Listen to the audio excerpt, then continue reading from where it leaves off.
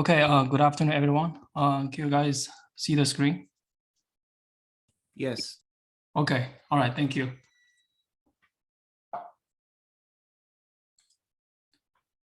Okay, so for today, we're gonna do the course summary. So I think you guys, first of all, did a wonderful job on the paper presentation. So congratulations to everyone. So I think we have very good different topics to cover during these paper presentations. I think for me, I learned a lot, from different topics. I hope you guys also learn something from those different presentations. So the next part will be do the final project presentation. So it's starting on Thursday. Okay. So here is the schedule, which I took from the Google Sheet. You guys already signed up. So on Thursday, this week, we have 4 presentations. Okay, so these 4 students. And then for the next 3 lectures, each of them will have 5 presentations. So a total of 19 project presentation. On the last, here you see there's like a week of gap because there's one day, I believe, forgot which day, is the study day or reading day. So they're supposed to have any classes on that day. So that's why we skipped that class. We go to the 28th, okay. So for the Thursday, these 4 students should prepare their presentation slides. Later, I will also give you like a brief instruction how, if you haven't started preparing it, so you can follow the instruction to prepare those presentations. Okay, so we'll do this one by one, okay, follow this order, right? So starting from start 1, then go to the last one, okay. So on Thursday, since we only have 4, we may have more time, you guys has more time to present the work, and I may have more time to ask questions, okay. So for the presentation, this is like a very general guidelines. So approximately like 8 to 10 minutes for presentation, right? So for the class, we have 5 presentations, each presentation will roughly have like 15 minutes. So let's keep the presentation under 10 minutes. So we don't go over and then won't leave much of time for the next presenter, okay? Follow the presentation or have maybe 5 minutes for the questions. So I may ask you a couple of, detailed questions you have to clarify. And so that'll mostly help you, if there's anything I feel like it's not clear, that you can improve in the final report, okay? So for the presentation, given the time, maybe about 10 or 15 slides, okay? So this is just a recommendation. You don't have to necessarily stick with these numbers, okay? You can have more if you think you can, make it under 10 minutes, right? Maybe some of the visual results you can quickly show or something like that. You can have more slides, but this is just some of the, recommendations. At the minimum, you should first present, right? What's the problem you're trying to solve, right, for this project, right? What's the motivation for this project, right? Just give the audience like the general idea of the problem statement, okay? And then you can go to the approach. Because we don't have much time, so you don't have to do like the paper presentation. You can go to as much of the details about like background related work. So for here, we'll basically directly go to your approach. If you feel like if there's a very new topic we haven't talked about during the class, maybe you should lay some of the background or foundation, just very briefly. So the main part should be your approach, right? So how do you approach the problem, right? So one recommendation is that you can create a very nice figure, right? Just like you read all these paper reviews, right? Basically, every paper has like a overview of the approach, right? Using a very nice figure, right? How this approach is outlined, right? You have different parts, right? And each of the part doing something, right? So this will help you kind of to briefly provide an overview of the approach. And then you can spend some of the slides, introduce some of the, present some of the details of the approach, right? You maybe have different parts or different modules, then you can present some of the details there. And after, all the details has been introduced about your approach, then you can go to the result and comparison, right? So what data set you employed for the experimental evaluation, right? And what is the result you have so far? Okay, I know some of you guys are, present early, right? Maybe you don't have all the results you have. That's totally fine. Like I mentioned before, you can present whatever result you have, right? Some initial result. I mean, by the time now, you should at least have some result, right? You present the milestone report. I see everyone more or less has some of the result to show. And you can also do some comparisons, right? A lot of tasks you guys have is like classification, segmentation, right? So there needs to be some of the baselines or existing method for the comparison, okay? And then you can go with some of the analysis and the conclusions, right? So for the project progress you have right now, right? What is the conclusion you can reach, or some of the takeaway messages, observations you get from an experiment? And you can also present, right, what has left to be done. Maybe just a little bit you have to complete, maybe 1 or 2 experiments you have to conduct to finalize all the results. Okay, so that's the pretty much like the basic structures of the presentation. Okay, so is this clear? Any questions?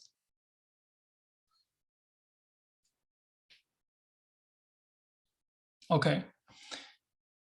So that's the presentation. After the presentation, I think the only thing you left to do is prepare the final project report, and of course you also have to submit the source code, right? Just like you do the programming assignment. Okay. So for the final report, basically you will, based on the milestone, right? So I was trying to structure the report like incrementally, right? You have the proposal, then for the milestone is based on proposal, then the final report is gonna be based on the milestone, right? So basically you just keep adding stuff to the report. So based on the milestone, you can keep adding some of the details, mostly like a result, right? And a comparison and some of analysis, okay? And draw some of the conclusions and the findings for the project, okay? So that's the final report. And for the source code, if you leveraging some of the existing source code, right, please, clearly state that in the report and properly credit or cite the original authors, okay? So we want to give the credit to the source, okay? And you should also identify, which part is your own work, right? Maybe in the report, right? You can write, okay, maybe I adding, for example, if you are using like a U-Net for the segmentation, but you are using a different loss function, or you are modifying the U-Net structure, right? Maybe adding some of the attention mechanism or whatever. So those are considered your own part, right? You may leverage the U-Net architecture, the source code, but you modify the architecture, right? So you wanna clearly mention that part, okay? Okay, so that's the report, right? So I think it's pretty straightforward. You have written many reports right now, so that should be very clear. But in case, do you have any questions about the report?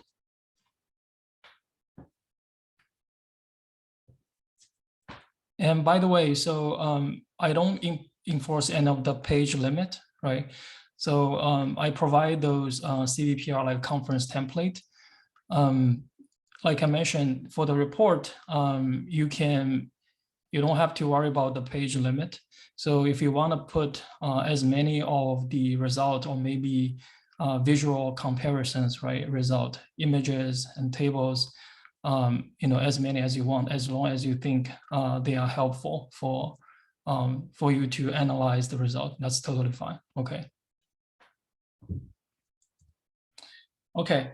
So next we'll just briefly do a summary about what we learned from this course. Okay, just some of the very brief topics. Okay.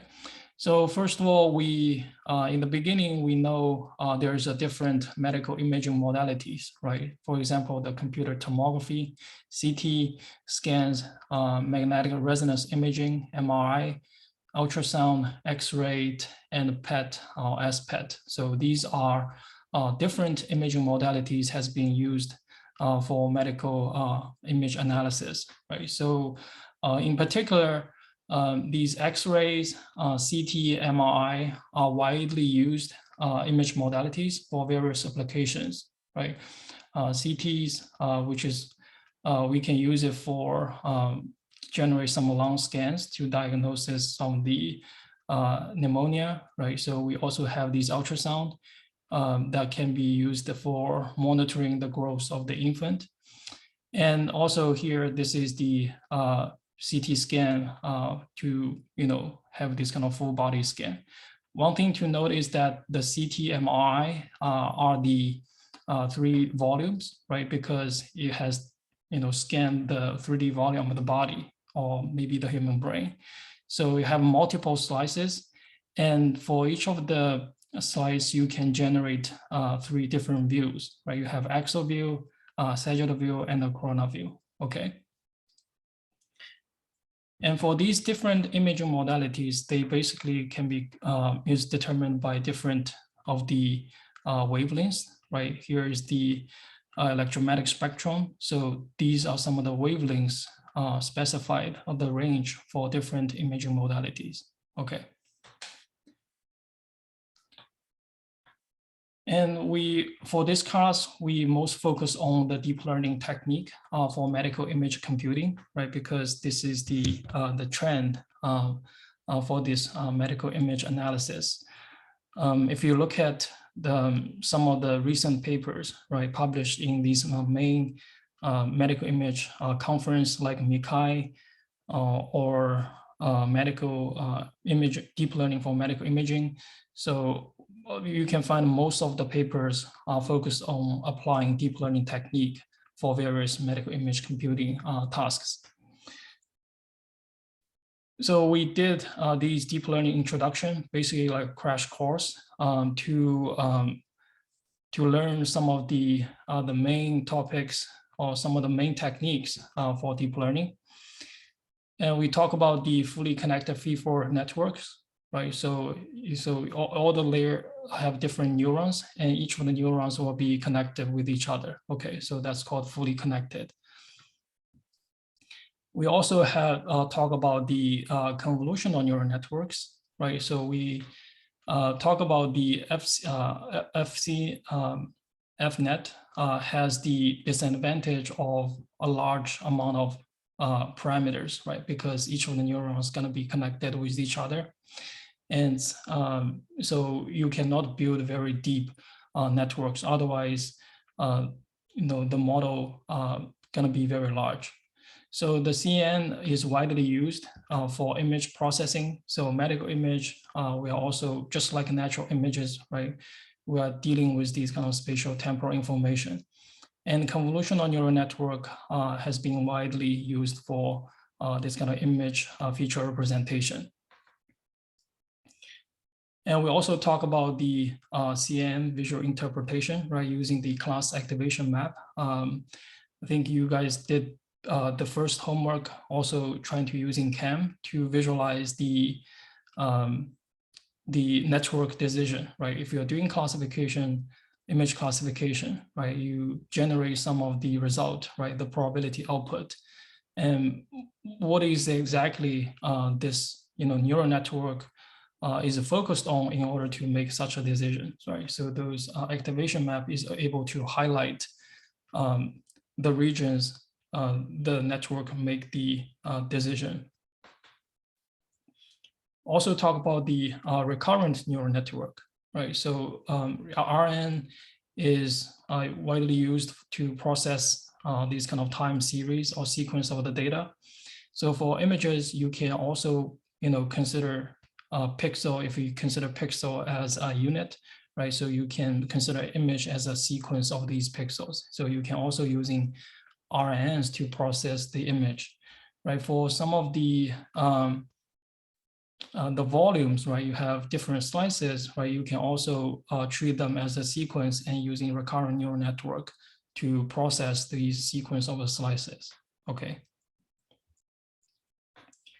Also talk about some of the deep learning training techniques, like data augmentation, regularization technique, and transfer learning. In particular for medical image computing, right? A lot of time we don't have a lot of data, right? So medical data may be very difficult to obtain. Some of the real patient data are very difficult to obtain or used for your application. And getting the annotation is also very difficult, right? You have to have the expert like physicians to carefully label the data. So, but for the deep learning techniques is very data hungry, right? It's a data-driven approach, right? You need to have a lot of data, label data, in order to learn a very good representation from the data. For this kind of scarcity of the data, one technique you can use is to do data augmentation, right? You can, for images, there is standard data augmentation technique like rotation, cropping, mirroring, maybe color jittering, etc. Right, so these are the very standard techniques you can consider if you have an application at hand, right, which you don't have a lot of training data. You can use in data augmentation to enrich your training data set so that your model can be generalized well, okay? So it is also considered as a regularization technique that is able to stabilize the training, make the model generalize well, okay? So also have some regularization techniques, right? So you can using weight decay to regularize your model weights, to penalize some of the large weights. And also you have the dropout, right? To assign some random dropping out rate for the neurons, so that to prevent some of the co-adaptation. So that's some of the typical regularization technique to make the model generalize well, okay? And another very useful technique is the transfer learning, right? So basically, also has something to do with the data, right? So for medical image, if your application, again, don't have a lot of training data, one thing to use is the transfer learning, right? So for the natural images, we have many large scale data sets. So ImageNet is a widely used data set to pre-train some of the model, right? So we can take the model pre-trained on ImageNet, then do some fine tuning on the medical data set. So there's different ways you can do the fine tuning, right? You can freeze some of the layers. You can just fine tune the last FSC layer, right? Because ImageNet has 1,000 classes, right? Maybe for your application, you don't have 1,000 classes. Maybe have 100 or maybe just 10, right? So you want to fine tune only the last FSC layer to do the classification in your own data set, right? You can also fine tuning on the entire network, right? So basically you are just using the ImageNet pre-trained model as the very good initialization, then you can fine-tune the entire network on your own data set. Okay, so hopefully some of the feature representations that learn from natural images like ImageNet has some of the similar characteristics as your medical image, right? Like edges, corners, right? Those, basic patterns, they share some similarity so that you can apply that on your medical image processing as well, okay? So that's the deep learning part. So I think for some of you who haven't, getting to this deep learning domain. So I think those lectures, you can go back and look into that and see, to know some of the more details. Okay. And so for the deep learning, for medical image computing, we talk about a couple of, tasks or topics, right? The very basic one is the medical image classification, right? So this is just like the natural image classification, right? So each image will have a label, right? You're just using the network to output some of the probability for each of the class, okay? And the next topic is the image segmentation, which is one of the most fundamental tasks in medical image processing, right? So different from image classification, segmentation is a dense prediction task, right? So for classification, you only predict one label, output one label for that image.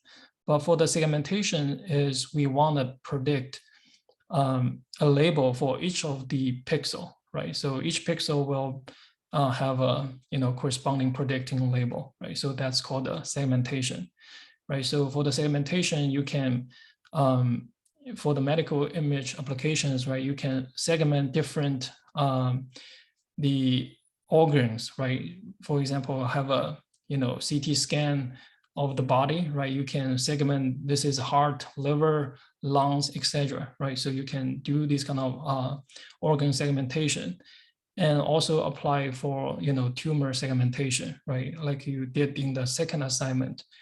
We are interested to brain tumor segmentation. You have different types of tumors, okay? And the task will assign, we're just trying to predicting the label for each of the pixel, okay? So for the medical image segmentation, we talk about several very classic network architectures, right? So mostly widely used is U-Net, okay? So the U-Net is a symmetric architecture, right? Composed of an encoder and a decoder, okay? So you have an encoder network, right? So you have an input, then you go through this encoder network, right? So if we're talking about CNNs, right? So this kind of mimic the network has, reduced the spatial resolution, right? So you have the pooling layer gradually reduce the spatial resolution, okay? So because we are doing segmentation, right? The output will be the segmentation map, right? Which has the same size as your input, right? Because the pooling will reduce the spatial resolution, then we want to gradually, do some upsampling to trying to increase the spatial resolution to the original input size. Okay, so that's the decoder part based on the last layer of the encoder feature, gradually upsample it and eventually output the segmentation map, okay, for the input. And of course, this, the simple one is the 2D U-Net, right? So you can apply this for each of the 2D input, right? If it's an X-ray, it's a 2D, then basically it's just like the natural image. But if it's a 3D volume, right, you can still apply these 2D U-Net to the 3D volume, but you just have to do this slice by slice, right? Treat each slice like a natural image and apply these 2D U-Net for the segmentation. We also talk about a 3D case, right? The intuition is that, maybe the neighboring slice, right? You have, these 3D volumes of a CT or MRI, right? So maybe some of the neighboring slides contain some of the information. They are very related, right? Because these scans are like you can consider like a depth, right? Scan different layers of your body, right? Maybe some of the tissues, the neighboring one slices are very close to related to each other, right? So we want to build a 3D network, right, that is able to take multiple slices as input and model that spatial and the depth correlation, right? Depth means the slice dimension, okay? So that is able to maybe learn better representations of for some of the different types of tumors or other things. Okay, so that's the 3D unit. And also some of the variants, like adding the attention mechanism, right? Attention mechanism is trying to let the network to learn where to focus, right? Basically, you have some like a attention matrix, or a large weights means the network will pay more attention to those regions, right? A less weight means the network will pay less attention to those regions. Maybe they are related to background, right? Not the foreground regions we are interested in, okay?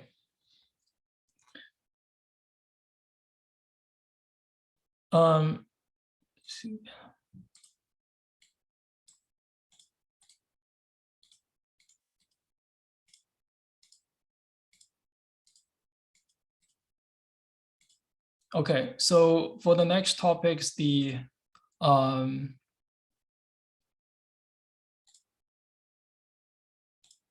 is the GAN, right? The general adversarial network. So GANs are is a very popular topic.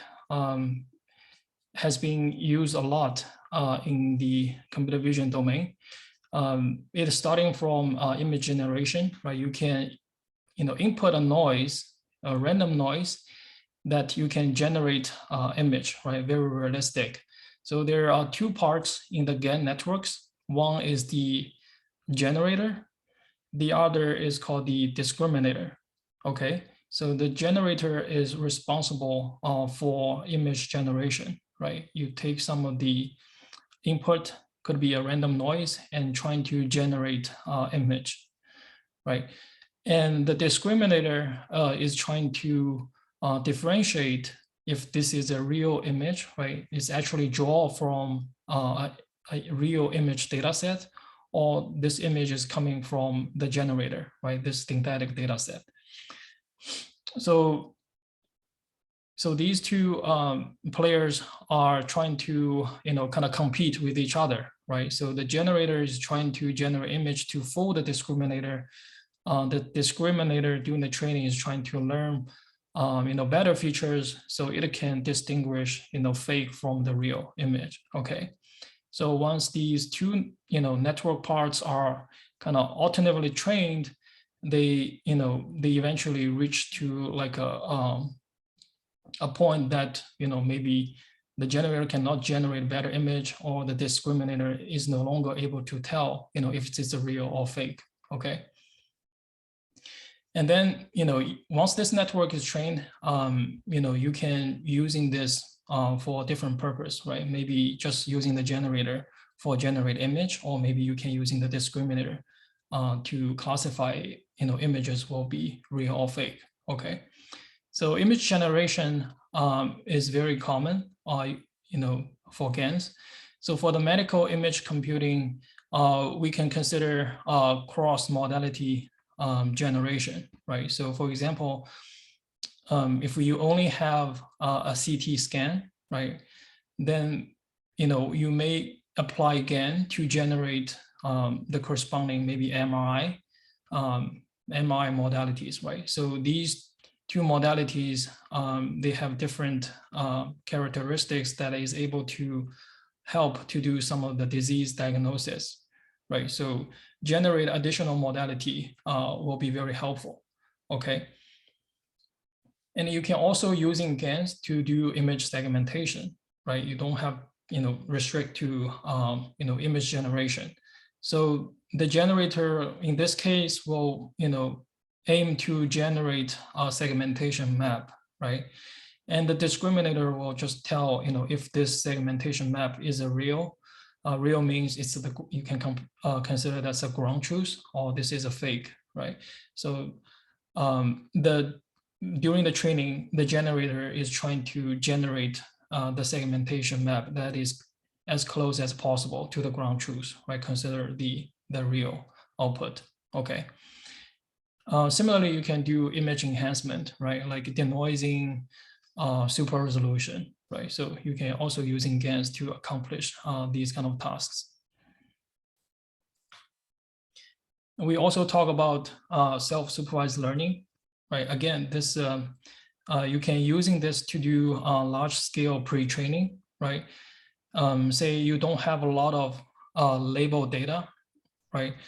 But you do have some of the unlabeled data. You want to leverage these unlabeled data to learn a better representation, right? Then the self-supervised learning is very useful. So there's traditional ones. You can come up with some pre-text task.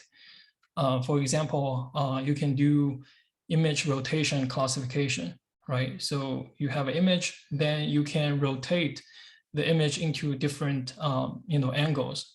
Commonly, you can using 90 degree, 180, 270, right? Each of the rotation angle, then you can treat them as a classification label, right? The original one may be 0, 90 degree rotation 1, 180 rotations considered 2, right? So these labels are freely generated, right? You don't have to spend much of the effort. You can ask a computer program, right, to rotate these images, then the label is going to be automatically generated, right? You can generate a lot of these kind of labeled image, labeled data, right, for this kind of pre-text task. So that's rotation. We also have image in painting, right? You can cut out maybe one portion of the image, and you let the network to predict the missing part, right? So that's the image in painting. So so these are considered different pre-test tasks. So by doing this kind of self-supervised learning, right, the network is able to learn something meaningful. Okay. And also we talk about the contrast latest one. That's the contrast learning, right? So for one image, you can do some data augmentation, generate a positive pair, right? So the augmentation, generated from the original image is considered a positive pair because the semantic information doesn't change, right? Another image, you consider that's a negative pair because the semantic information may change, right? Maybe the original is a dog, but then the other new image you select, maybe that's an airplane, right? So the semantic information has been changed. So that's a negative pair. So the learning procedure is also very simple, right? So the idea is that, these pair of images go to the CNNs, right? In the feature space, you want the positive pair, the feature embedding to be very close to each other. And the negative pairs, the feature embedding should be far away, right? Because they representing, different semantic classes, right? So their features should be different. So that's the basic idea for this contrastive learning. So I know some of you guys are also leveraging these self-supervised learning in your final project to do some pre-training. Hopefully that will improve the performance. So I think that's a very good topic.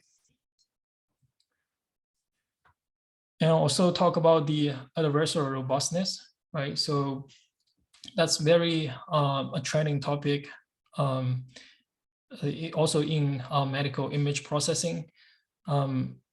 A lot of like machine learning system may be very brittle, right? So if you're adding some of the small perturbations, so those perturbations, you can consider them are specific designed random noise, which is not perceivable by human eyes, right? If you're presenting like the original image and one perturbed image, you wouldn't tell the difference visually, okay?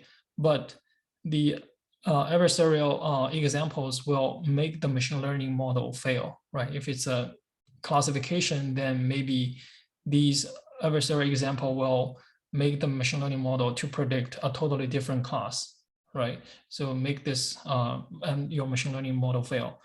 So the segmentation model can be also attacked, right? So having adversarial examples, then your segmentation map will be totally off, right? Maybe these regions supposed to be a region, tumor region, but because of these adversarial attack, then the machine learning model will predict this is a normal region. So this is not good for the medical image analysis, right? Especially if you are relying on AI model, right, to generate some of the result to facilitate physicians. If these models are being attacked by these adversarial examples, then it's going to be, disastrous, right? We also talk about the federated learning, which is very new in this machine learning domain, but widely used now in medical applications. One reason is federated learning is able to preserve data privacy, right? So most of the time when we talk about machine learning, deep learning in general, we are talking about this centralized training paradigm, right? You have access to the original data, right? You can take the data, the label, and train your model and deploy the model, right? But for the medical applications, because of the patient privacy, right? So, hospitals or maybe clinical facilities do not want to share the data, right? If they are using some of the machine learning service that requires to sending the data to the cloud service, then this is going to be problematic, right? This maybe compromise the the data privacy of the patient. So for the further learning, the idea is that rather sharing the data, it will only share the model parameters. Okay, so in the federated learning, there's many participants or clients. Okay, for example, different hospitals can be considered different clients, right? Each hospital will host their own data, right? They will never share the data to the central cloud. In the federated learning training, each of the hospital will share the model update, right? So each hospital can using their own data to train a model, and they only share the model update. That's the weight or the model parameter or gradient to the central cloud, to the central server. Okay, so the central servers, the role is doing some model aggregation, right? Take this model update from hospital 1 and take the model update from hospital 2, take a model from hospital 3, etc. Right? Say there's n hospitals. So take these n copies of their model updates and do the aggregation, right? The very basic one is the Fed average, right? So you basically just do the average of these model updates, and that's going to be your global model, right? So because of the weights are different from different clients or site, right? So when you do the aggregation, essentially you collapse, the information or knowledge from different parties, right, into a global model. And then this cloud central server can send these global model back to each of the client, right? That's the hospitals. And hopefully this model is going to be better, right? Because they share some of the knowledge across different sites. And then this client can, keep using this updated model to do some local training and do this kind of iteration. Okay, so that's the a very simple idea for this federated learning. So as you can see that this is a different training paradigm as the centralized, right? So basically this is a decentralized or distributed learning framework. All these centralized tasks can be deployed in the federated learning setting, right? You can do medical image classification, you can do medical image segmentation, you can do medical image generation, whatever. So as long as you don't share the data, you only share your the model that is used for the specific application, right? So that's the one of the most prominent merit for this failure learning. Okay, but do aware, it's not like completely safe. There's if you're doing failure learning, your data is going to be safe. It's not the case right now. There's algorithms that is able to reconstruct the original data based on the model gradient, right? So you can using some of the inverse gradient method, just based on the model gradient, is able to reconstruct the original data. So that may require an extra layer of protection, like the differential privacy or doing some encryptions of the model updates when you sending to the central cloud. Yeah, but that's like a more advanced topic. So if you guys are interested, maybe you guys can look into that. Okay. And last one, we'll talk about the efficient deep learning for medical image computing. So efficient learning, deep learning, not just for medical image computing. So basically for any of the computer vision or multimedia applications, right? Because nowadays we have a lot of smart devices, IoT devices, right? Has some of the computing capabilities, and they are connected via the internet. A lot of large scale or computation heavy deep learning model may not able to deploy on these resource limited platform or devices, right? So for medical image computing, this is the same. So for a lot of hospitals, if they may not able to afford like high-end GPU powered desktops or servers, right? They do have a lot in their own infrastructure, right? They do have a lot of CPU computers with CPUs, some decent CPUs. Okay. Even here, like for the if you go take a CT or MR scan, right? So those computers are not very high end, right? So they do this kind of using CPUs to do the reconstruction. Okay. But if your deep learning model require like high end GPUs to the deployment, then it's very difficult for the hospital maybe to kind of change the infrastructure, right? So that you have to consider the cost. Okay, so then can we do some efficient deep learning, right? That is able to deploy in this kind of resource limited platforms, right? Maybe just doing CPU, right? If you're able to have a very efficient deep learning algorithm that is able to run on CPUs, right? It's also able to maybe achieve real-time processing. So then that has a lot of practical values, right, for deployment. Okay. So for this efficient deep learning, there's a couple of ways you can achieve this, right? So one is you can do some efficient network architectures design, right? We talk about these this mobile net, right? So that's the very classic lightweight neural network architectures designed for mobile applications.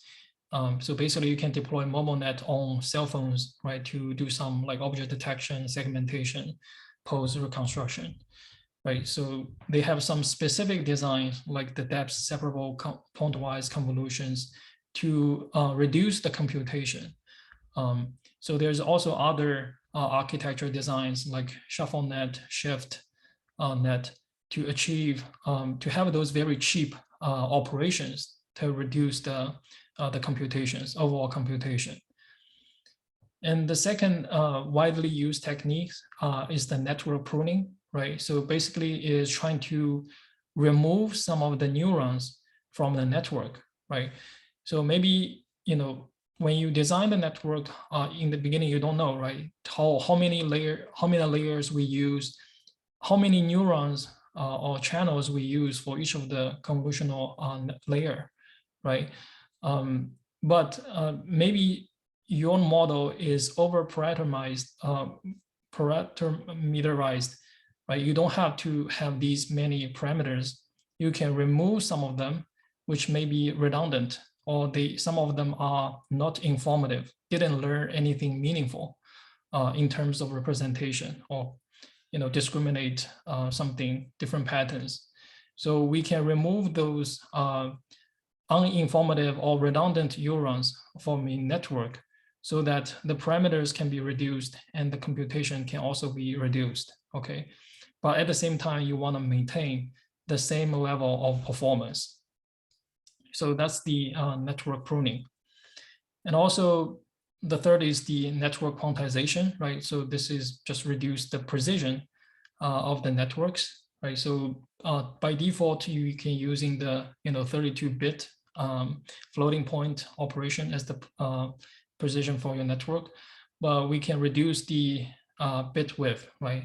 Instead of 32-bit, you can using 16, 8-bit, or go to the extreme of binary, right? Only have -1, 1, or 0 or 1, right? You have a binary networks. So the binary networks can be like either for the activation or the model weights. So this will have very efficient implementations on some of the hardware. Okay, so this, if it's a binary, then it's very efficient for some of the hardware like FPGA. You can just do some XOR operations, right? Very efficient and computation efficient and also energy efficient. Okay, so that's the quantization part. But for these two techniques, right, pruning or quantization, it may inevitably suffer some of the performance degradation if you don't do anything. Okay, for example, the quantization, right? You reduce the precision, then your performance will drop, right? So typically you have to do something to trying to maintain the accuracy, right? You can do some knowledge distillation or some other fine tuning, right, to maintain very close performance. Okay. So talk about knowledge distillation. That's the next technique to enable efficient deep learning. So basically, the simple way to do this is you can have a large network. You can call this as a teacher, right? Let's say, give it a concrete example, right? You have a, maybe ResNet 50 architecture as your teacher, right? So have 50 layers of ResNet. Then you also have a very small network, right? Maybe you have a ResNet 13, right? Reduced to 13 layer, or maybe even further, right? You have a MobileNet, very smaller, lightweight network as the network, okay? As the student network. So obviously the teacher network will be more powerful, right? In terms of, representation capability, and is more accurate than the student network, okay? But we hopefully do some of the knowledge distillation so that some of the knowledge from the teacher can be distilled or transferred to the student network, okay? So the goal is trying to make the student network, generate some of the prediction similar to the teacher network. Once you can achieve that, then during the inference, right, deployment, you don't have to using the heavy teacher network, right? You just have to deploy the lightweight student network, right, to reduce the computation memory cost, but at the same time you can enjoy, the same high, accuracy as the teacher network because you train in this way, right? You ask the student to mimic the teacher. Okay, so that's the basic idea of the knowledge distillation. Of course, there's different ways you can do KD, but the basic idea is transfer some of the considered like the dark knowledge from the teacher to the student. Okay. Okay. So yeah, so that's pretty much like a very quick summary for some of the topics we talk about in this class. And I think these topics covers some of the traditional classic medical image computing, but also covers some of the latest training topics in machine learning or deep learning in general. That also applies very well in the medical image computing domain. So any questions?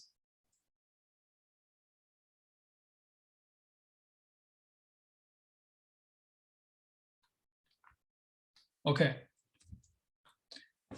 So finally, I want to also mention a couple of very good medical imaging related conference. So here I list 4 of them. One is the MICAI, which is a flagship conference in medical image computing, right? Based on the name, you can see that, right? Medical image computing and computer assisted intervention. Okay, so that's the flagship conference for medical imaging.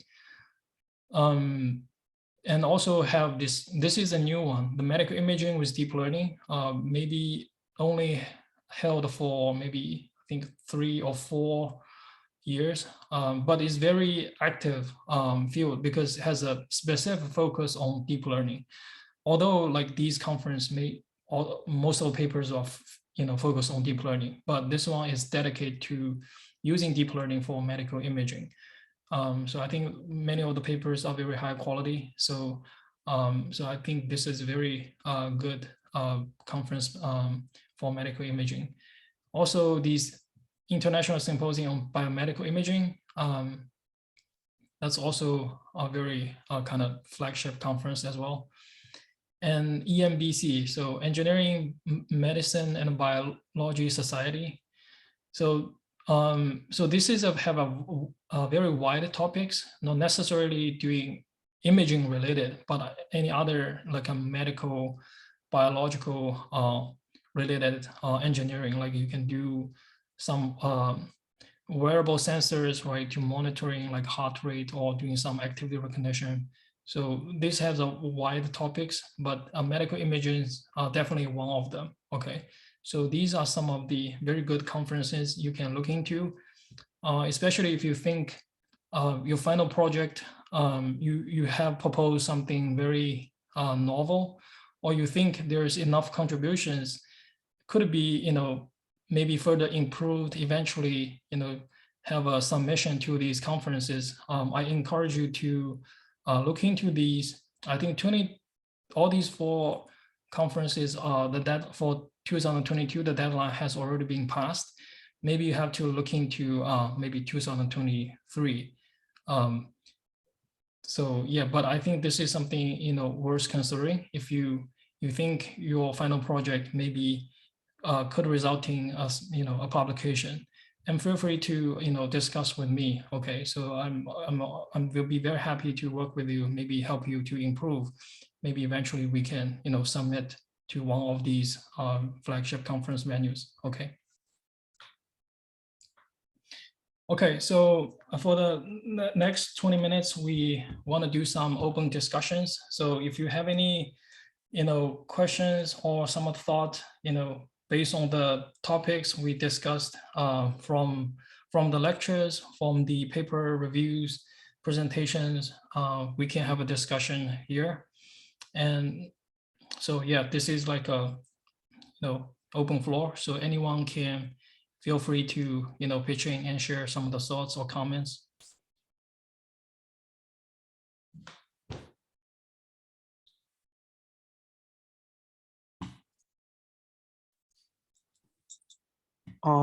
I have a question.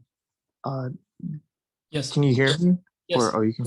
Okay. I was wondering, do you observe any like general trends of where medical imaging is gonna go in the near future?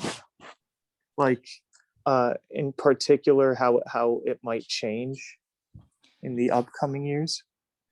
Yes. Or Yeah, so I think medical imaging, I still consider it's at the infant stage, right? Using deep machine learning to do some of the automatic process.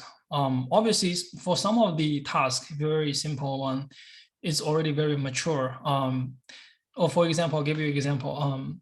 So last week I went to my optometrist to do some eye examination.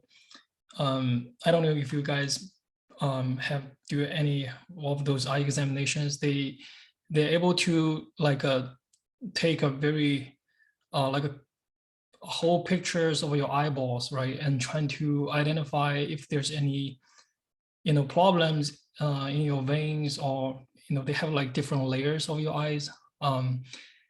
See if these are normal. So I look at their software. They, that software is able to automatically, segment like different layers very accurately, right? Basically like the boundaries of the different eyes portions. So I think those techniques, I don't think they use in deep learning, maybe some of the classic computer vision technique to do some of the segmentation or edge detection. So it seems to be work well. Of course, this is like a well-controlled environment, right? So the doctor asks you to specifically maybe open your eyes wide, stay still, right? Take a very close, high-resolution images. So those software don't have to using some fancy algorithm, is able to achieve very good accuracy, like segmentations.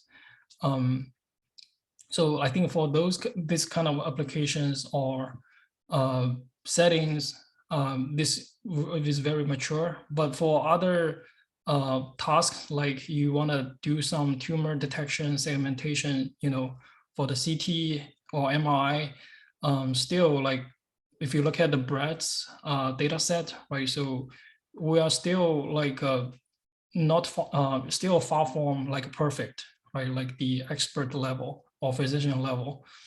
And if you look at the progress of this field, right, during the segmentation, although we are improving the DICE or Hausdorff scores, but it's not significant. We don't see like a large jump or leap,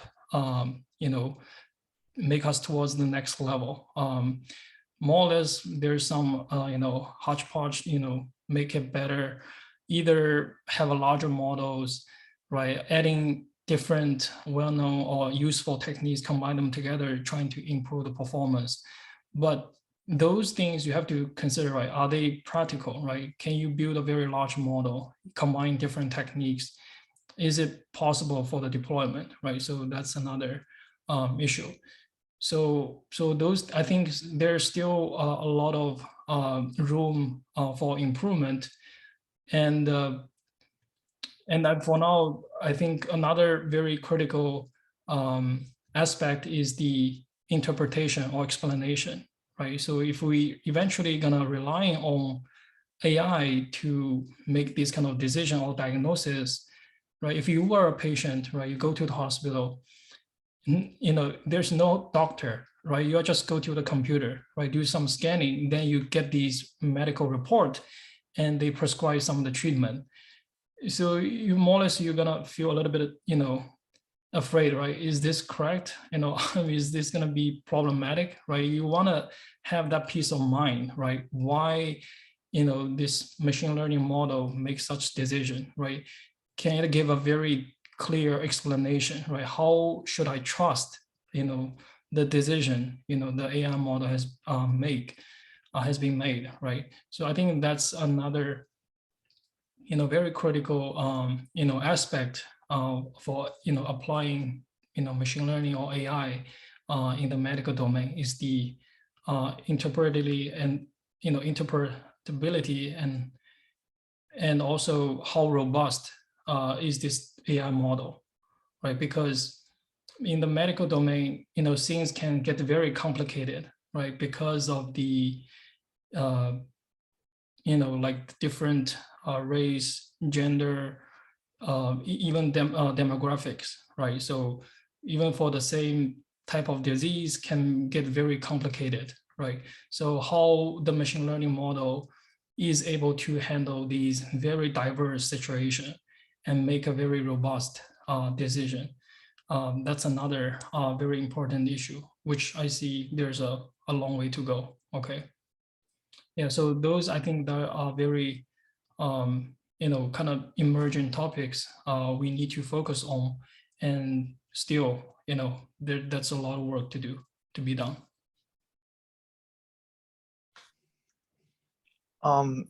Thank you for the answer. I have one more question, and then I'll Mhm. And then the other question I have is, I don't know if you've seen recently the release of DALL-E 2 Yeah. by OpenAI and all Yes. the crazy results it has. And uh, what I've noticed recently is that a lot of this like groundbreaking research seems to be done by large companies, right? Mhm. With very established you know, AI research labs Yeah. and large CPUs with Mhm. endless computational power. Yeah. So what I've noticed so far is that companies like OpenAI seem to kind of safeguard their architectures, right? So they have these crazy architectures that are Mhm. safeguarded uh, that couldn't possibly be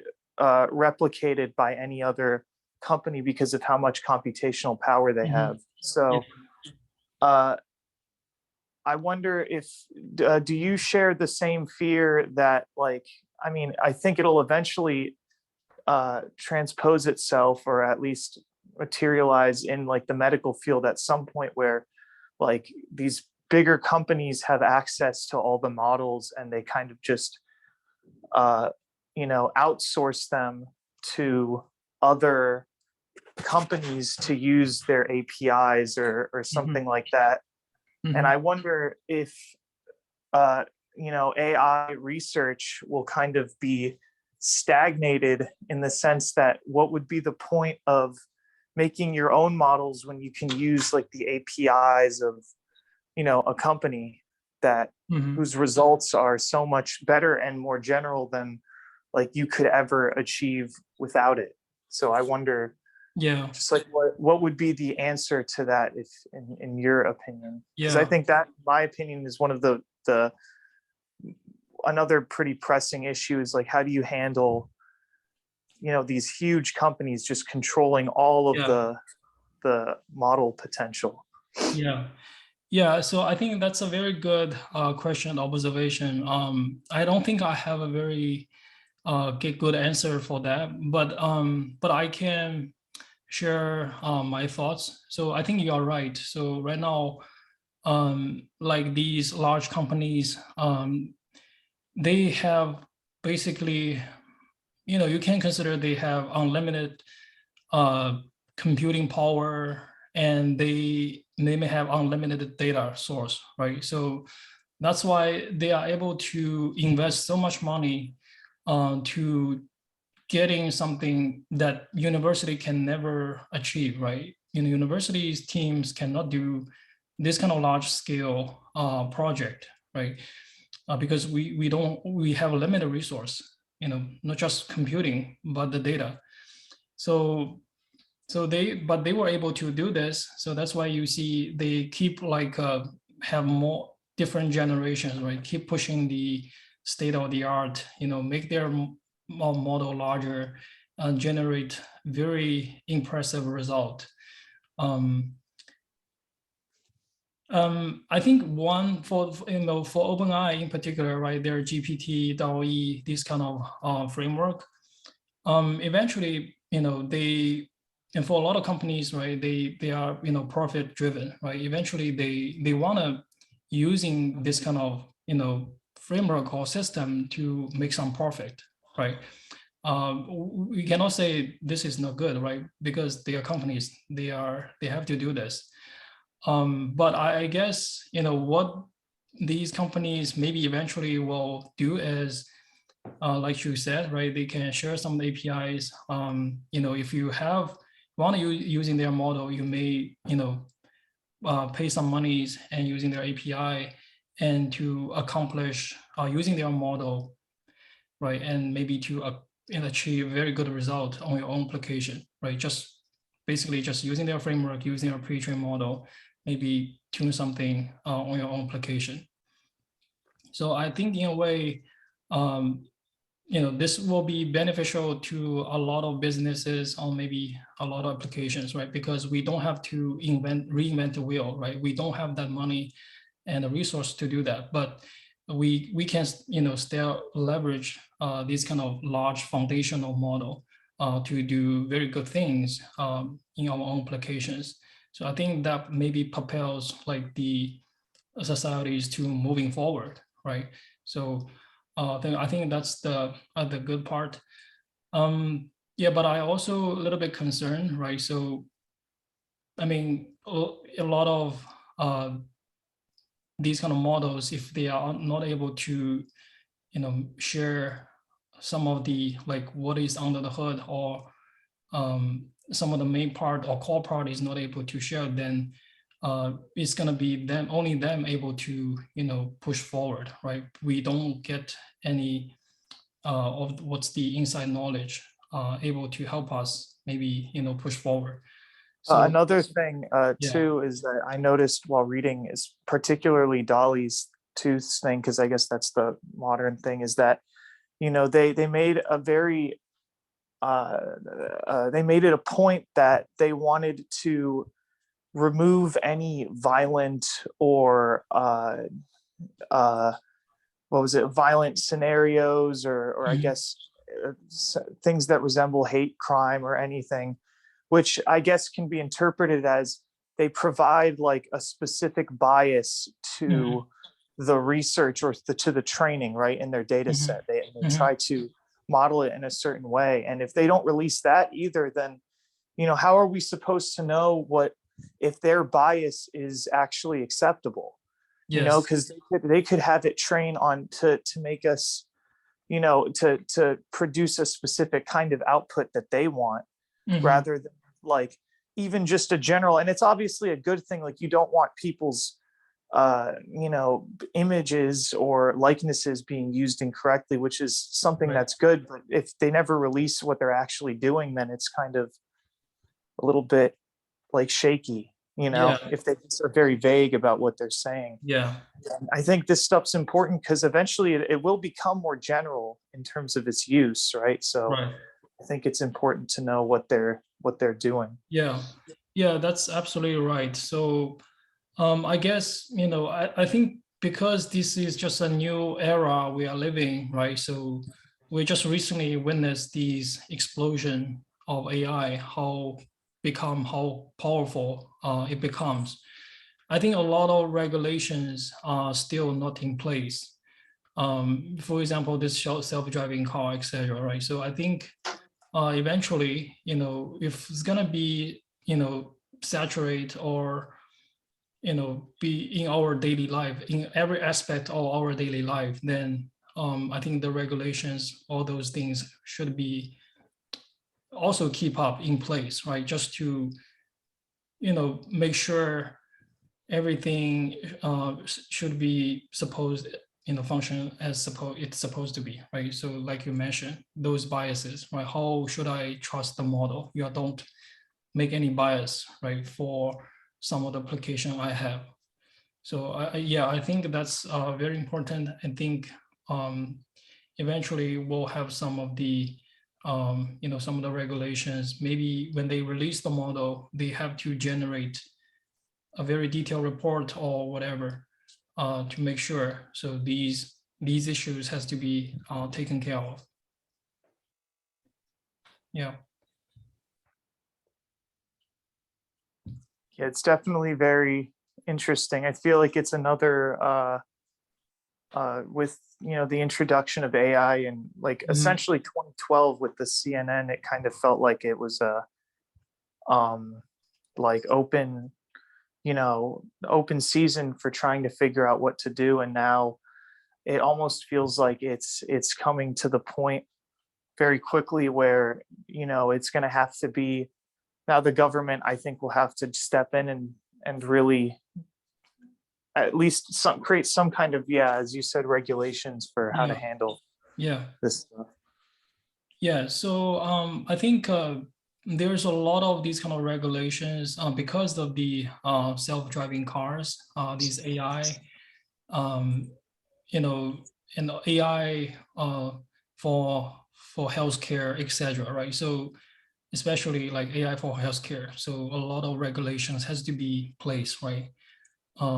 I know there's like HIPAA compliance, those kind of issues, right? So yeah, I think these are some of the things people are, constantly, they are aware and know of this, aware of this issue. So a lot of effort has been put in, but it's kind of have to constantly evolve with the technology advancement, right? So maybe, next 2 or 3 years, things also change, right? We are go to the next level, then maybe, the regulation doesn't enough, right? Some of the current regulation maybe not enough. You have still have to make some changes.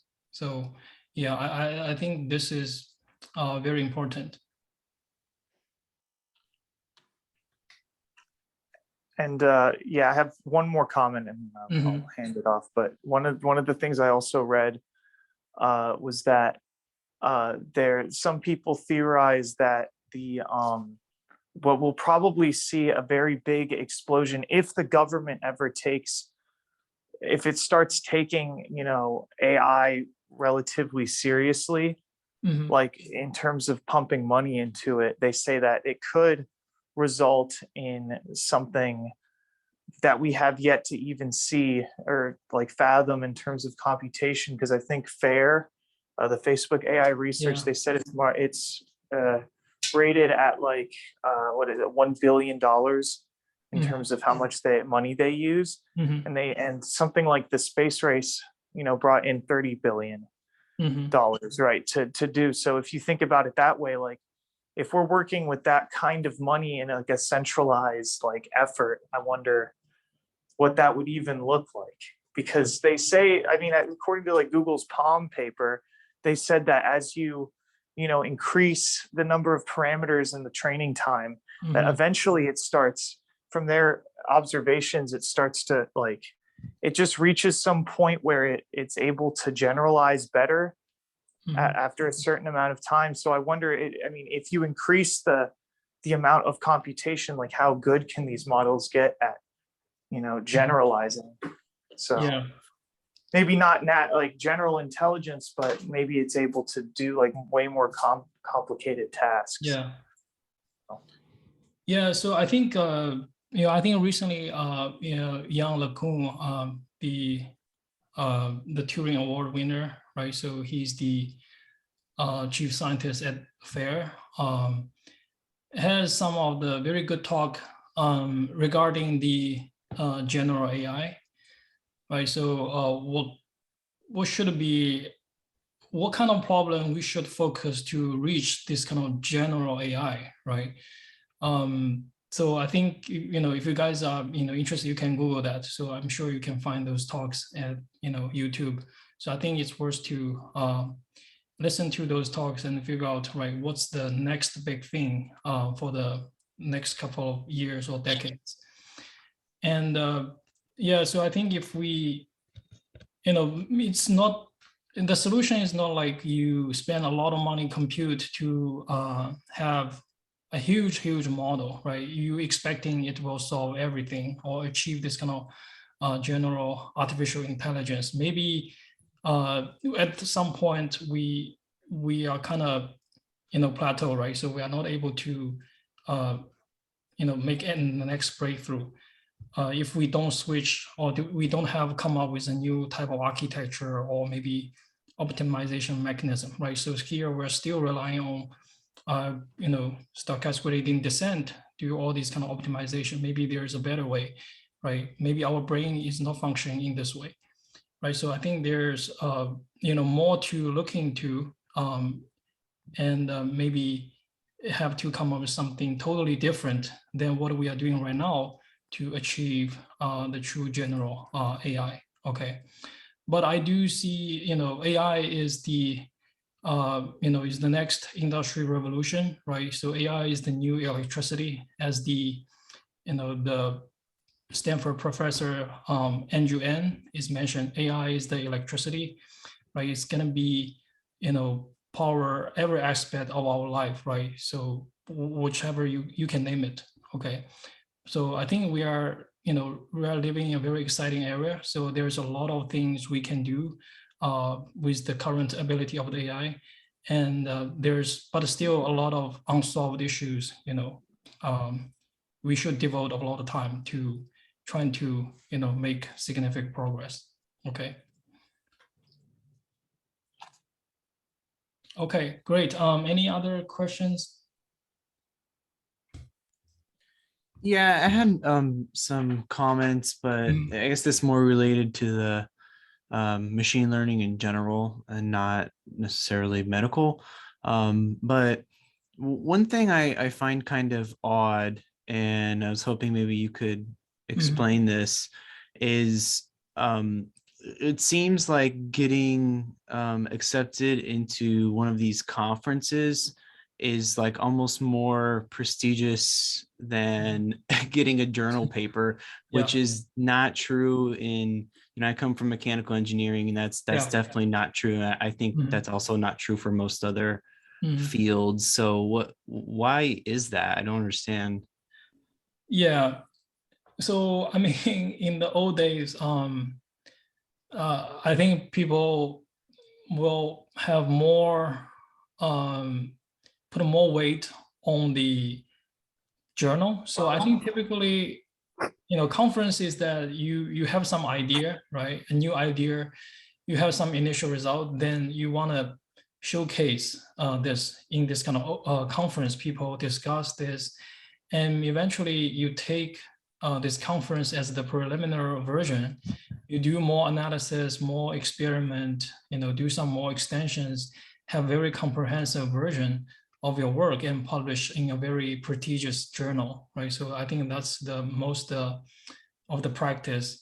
But for the computer science right now, especially these kind of computer vision, machine learning, um, because the the field is kind of like, we all know explosive, right? Exploded, right? A lot of people working in this domain, and it's just too much competition. So people have some good result, then they just want to publish on in the conference, because journal has a very long cycle, right? You submit your journal, then you wait maybe 2 or 3 months if you're lucky, right? 2 or 3 is very short.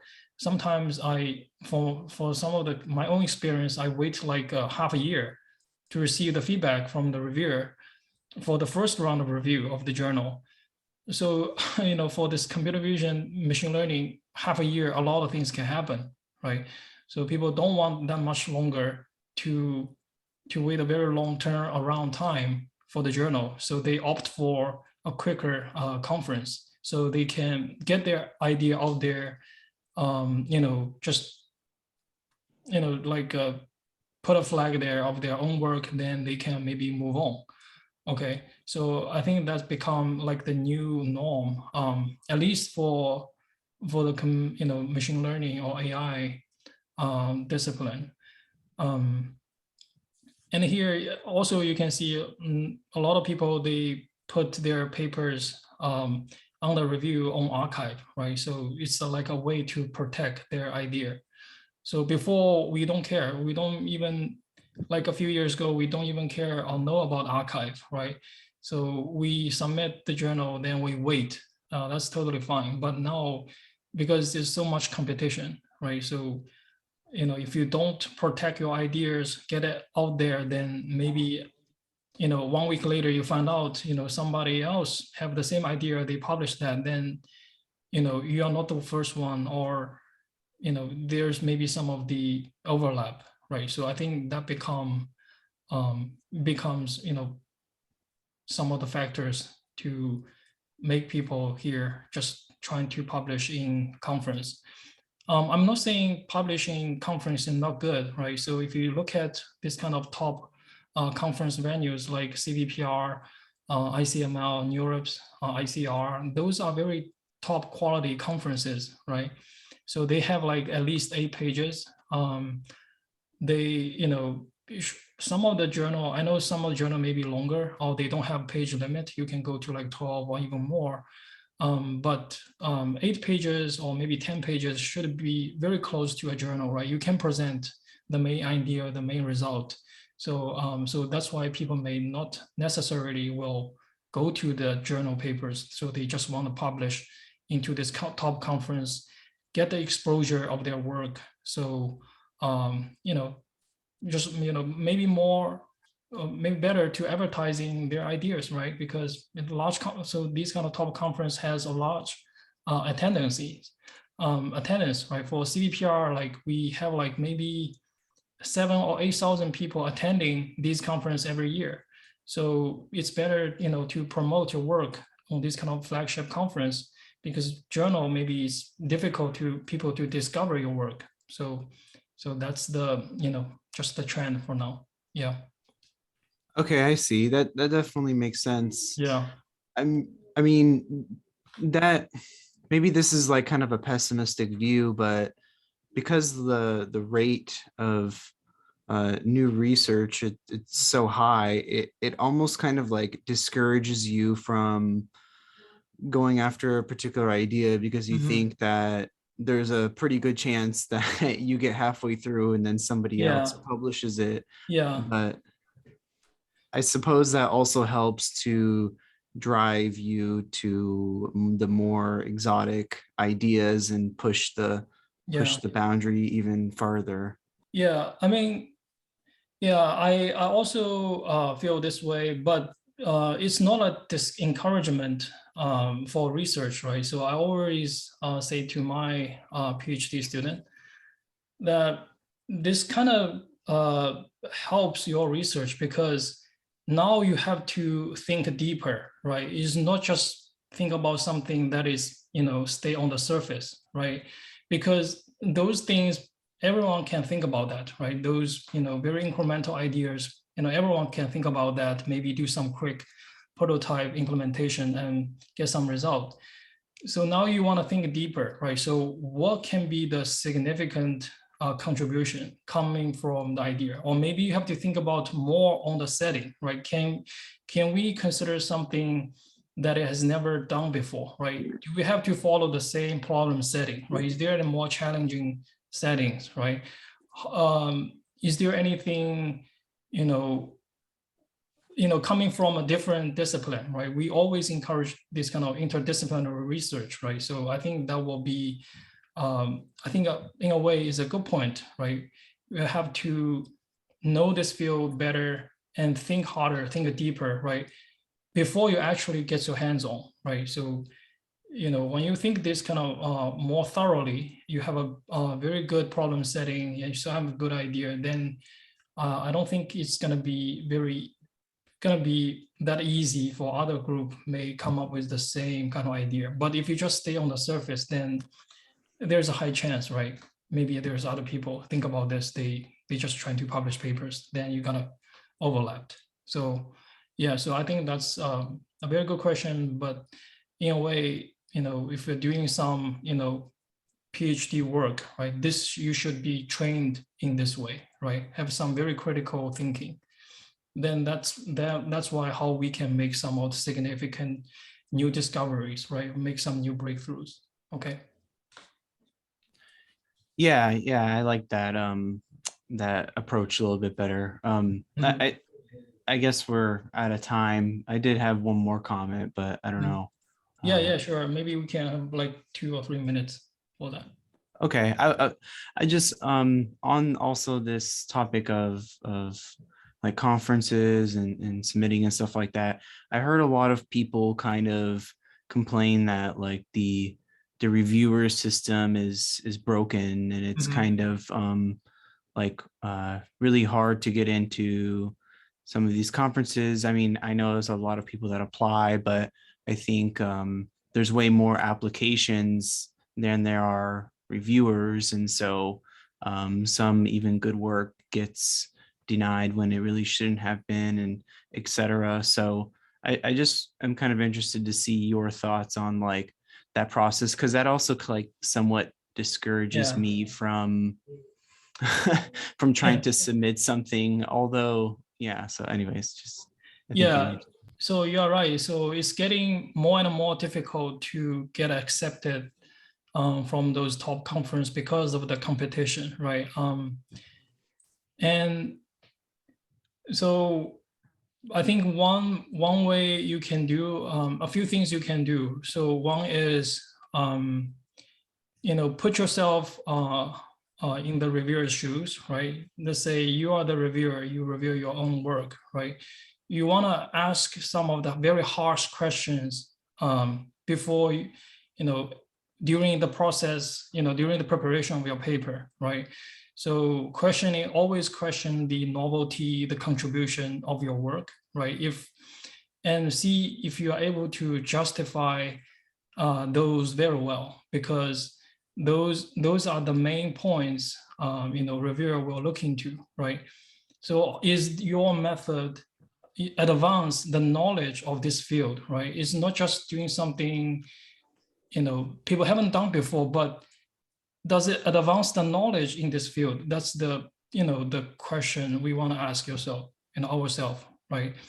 You can say, okay, this technique hasn't been done in this application, but doesn't advance the knowledge, right? We know these knowledge, some of the existing technique, although haven't been applied to this application, but there's nothing very challenging, right? Maybe we can apply directly. So I think those are the questions you should ask yourself when you prepare, propose the method, prepare the paper in this way. And also trying to, writing is also very important, right? You should have a very compelling story, right? So usually the introduction is very important, right? If people don't get it, what's the problem and what's new is your approach, like why should I care? Then they don't even bother looking into the details, right? So introduction is very important to trying to tell a very compelling story. So reviewer get excited, right? So they want to look into more details about method. So those are some of the important things, when you prepare these kind of papers for a very top conference.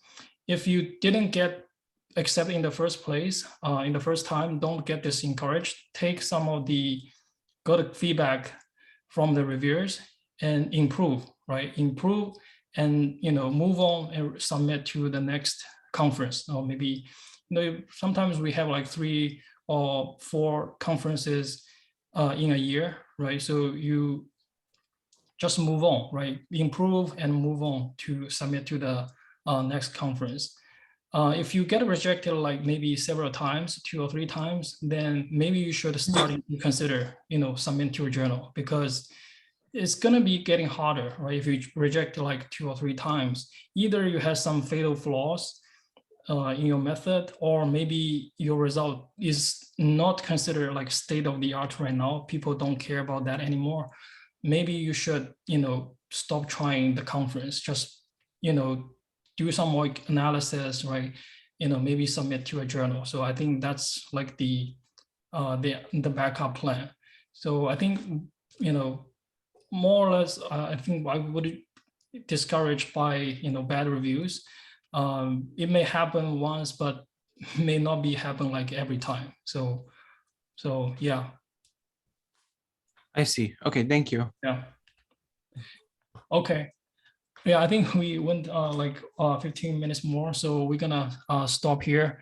But I like this kind of discussion, and I also welcome you to discuss with me. Like we have those office hours. You have any of these kind of questions, feel free to, drop in. We can have this kind of discussion more. Okay. Okay. All right. Thank you, everyone. We'll meet you again on Thursday. Have a good day. All right. Thank you. Bye.